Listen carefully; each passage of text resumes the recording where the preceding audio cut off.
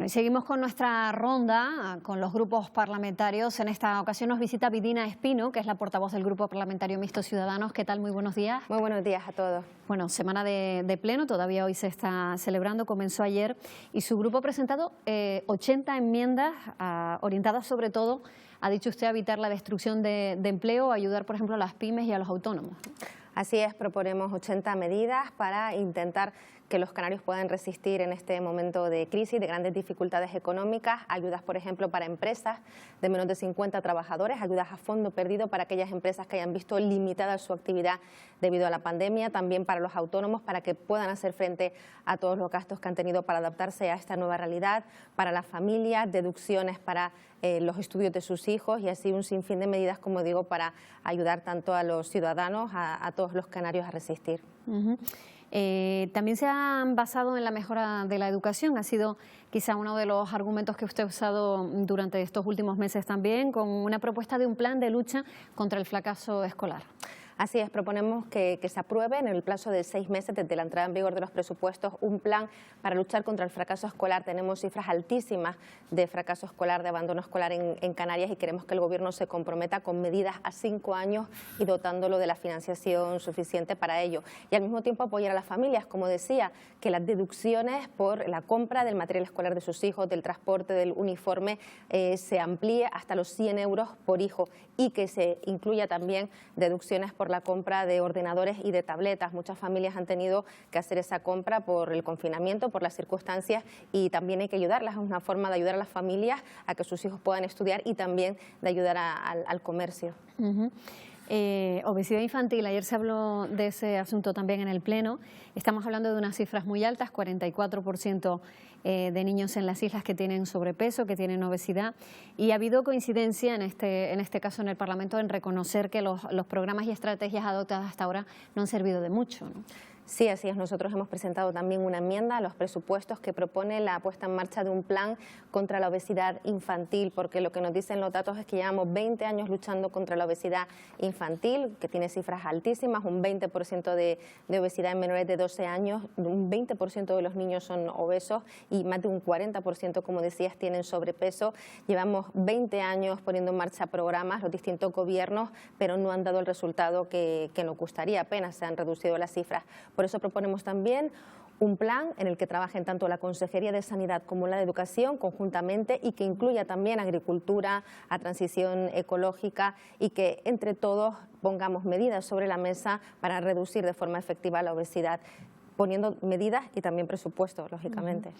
También hay en esas enmiendas medidas orientadas, lógicamente, a la sanidad, sobre todo en la situación en la que estamos, y una de esas medidas que propone Ciudadanos es el refuerzo de las plantillas. Sí, yo creo que los sanitarios es obvio que se han estado jugando la vida por nosotros, que además es un personal que tiene un trabajo precario en el sentido de que es muy temporal. Hay que recordar que más del 60% de las plantillas del personal sanitario, incluso el 70% de algunos servicios tienen contratos temporales y llevan mucho tiempo esperando por la estabilidad laboral. Nosotros proponemos que se saquen esas ofertas públicas de empleo, que también se estudien otras fórmulas legales viables para dar estabilidad a esas plantillas, porque hay que, no solo con aplausos, sino también con este tipo de gestos hay que agradecerles el esfuerzo que hacen y además es de justicia, no puede estar uno trabajando con contratos de semanas o de apenas meses si queremos también un buen servicio sanitario para los ciudadanos. Y también ahí proponemos en el ámbito sanitario que se elimine el IGIC de las mascarillas y de los geles hidroalcohólicos. Hay un decreto que se va a debatir hoy en el Parlamento de Canarias, pero solo elimina el IGIC a las mascarillas y solo para las que compra el Gobierno, es decir, para los centros sanitarios, los hospitales, los centros de salud, centros residenciales. Nosotros queremos que esa bajada del precio de las mascarillas se haga a todos los ciudadanos y que se cumpla también con una proposición no de ley que se aprobó en el Parlamento de Canarias para incluso en el caso de aquellas personas más vulnerables y que no tienen recursos económicos tengan a través de su tarjeta sanitaria una entrega de mascarillas gratuitas. También piden medidas para la transparencia del Gobierno, ¿no? Han solicitado desde hace ya algunos meses que no se suben los sueldos, finalmente no se produjo esa subida y ustedes han orientado también algunas de esas enmiendas a esa transparencia que le piden al Ejecutivo.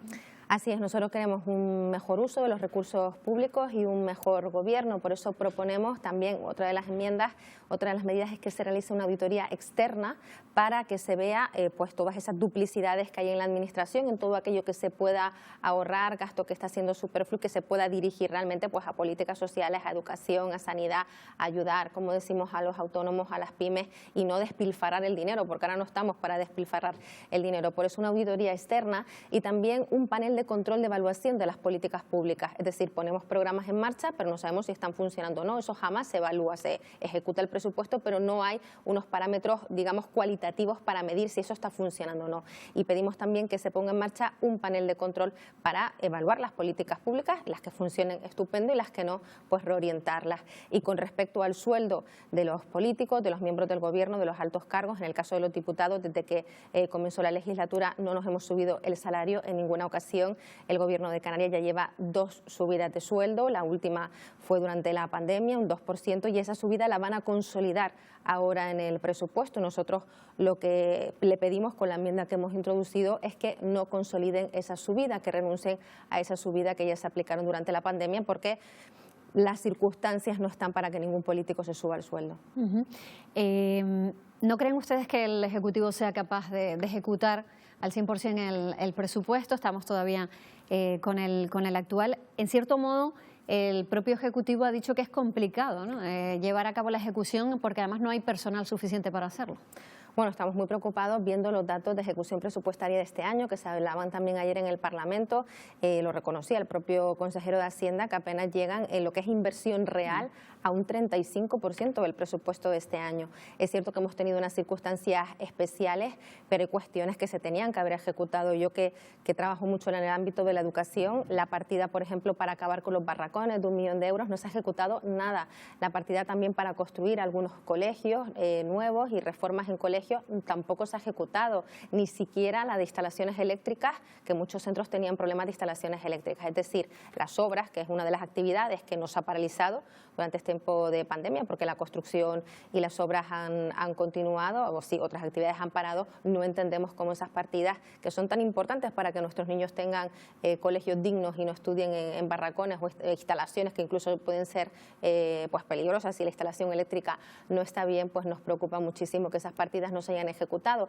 Y ahora sí bien vamos a tener un nuevo presupuesto y se supone que vamos a recibir incluso fondos europeos. Es fundamental que el Gobierno haga la tarea, que elimine trabas burocráticas para que esos presupuestos se puedan ejecutar, porque si no, no van a llegar, quedan en el papel, pero no van a llegar a los ciudadanos.